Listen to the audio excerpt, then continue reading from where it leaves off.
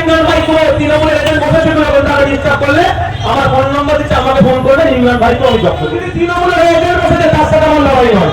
সিম্বলকে সামনে রেখে গরিবের যে লুটেছে তাকে আমি 20 থেকে 27 লাখ টাকা গরিব মানুষের লুটেছে, তাকে হিসাব বুঝিয়ে সেটাকে রাখতে পারি আমি।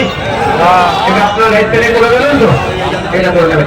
দ্বিতীয় আমরা বলছি, এমন যদি কেউ এখানে থেকে থাকে যে তাকে সে বিজেপির এজেন্ট, সরি সে তৃণমূলের এজেন্ট বসেছিল, বা তৃণমূলের দিয়াল লিখেছে, বা তৃণমূলের প্রচার করেছে, তার দোকানে তালা মেরে দিয়েছে আমার ছেলেরা, তার কাছ থেকে টাকা চাইছে, আমি তাদের উদ্দেশ্যে বলছি আমার সাথে যোগাযোগ করো, একটা টাকা কাউকে দেবেন না, আপনাকে দিতে লাগবে না।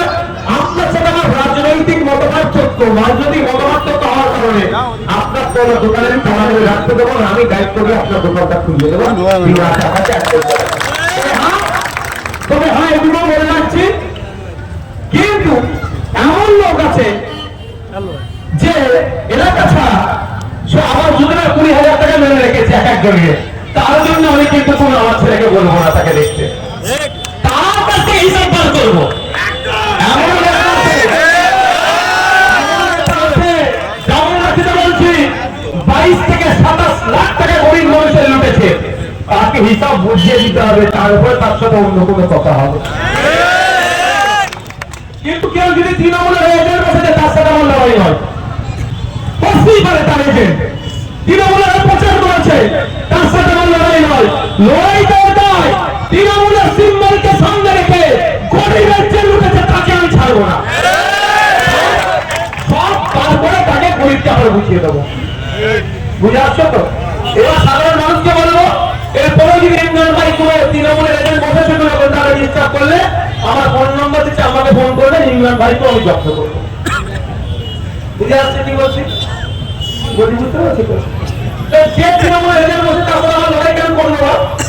গণতান্ত্রিক প্রক্রিয়া আমার সাথে লড়াই করছে, সে তো আইন বহির্ভূত আমার সাথে লড়াই করেনি, তাকে একটু বুঝে নিতে হবে। এবার আপনারা বলে, আজকে যদি তৃণমূল ক্ষমতায় আসতো, এখানে যে নবনিয়া সেমিনারটা জিততো, ইমরানকে জানে বেশি রাখতো,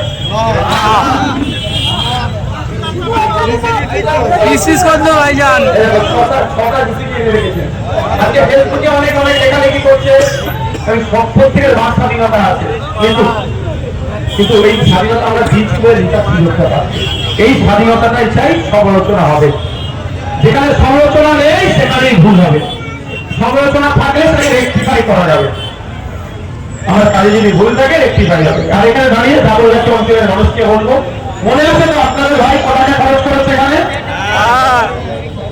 1,37,00,000 টাকা ভোট দাও না, দেখা অত অত ধৈর্য হবে না, অত ধৈর্য হবে না, ধৈর্য রাখতে হবে। চালের গাড়িতে প্রায় 31 লাখ টাকার কাজ করেছি, তার মধ্যে আমার প্রায় 22 লক্ষ টাকা আমার ঘর থেকে এনে কাজ করেছি। বুঝে আসছি কি বলছি? অনেকে অনেক কথা বলেছে, আপনারা মিলিয়ে নেবেন। যেমন বাড়িতে দাঁড়া, এখন আসতে বললাম আমি আমার এখান থেকে কেউ বলতে পারবে 1 টাকা নিয়ে গেছি আমি?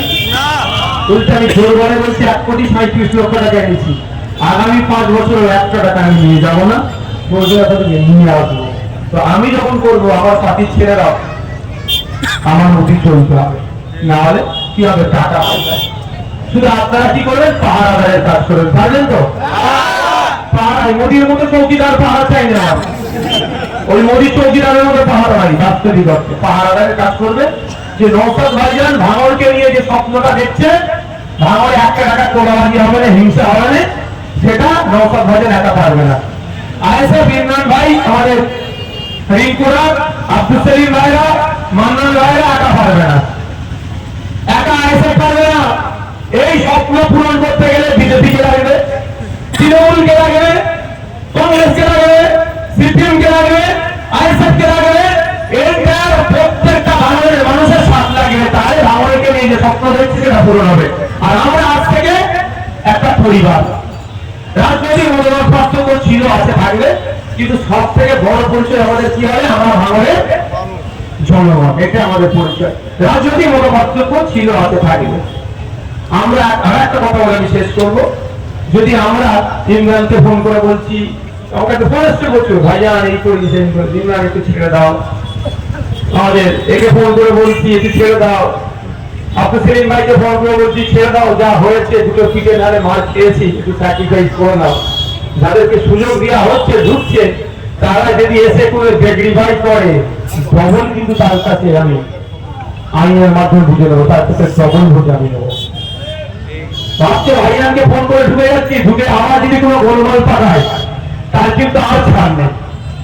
গণতান্ত্রিক পক্ষে তার একদম শেষ দেখা আমি দেখবো, কারণ ভালোবেসে ঢুকিয়ে দিচ্ছি, ভালোবেসে ঢুকিয়ে দিচ্ছি ঠিক আছে, কিন্তু যদি সে ঢুকে ভুল করে তাকে কিন্তু ছাড়বো না, তাকে এই খবরটা পৌঁছে দেবে। তাই ধন্যবাদ আপনাদেরকে। প্রথমে এইদিকে দুটো মা আছে, এইদিকে দুটো মা আছে, আসবে, বাকি আপনারা অন্তমান আসতে পারে, আপনার অভিযোগ জানাতে পারে, কথা বলবে।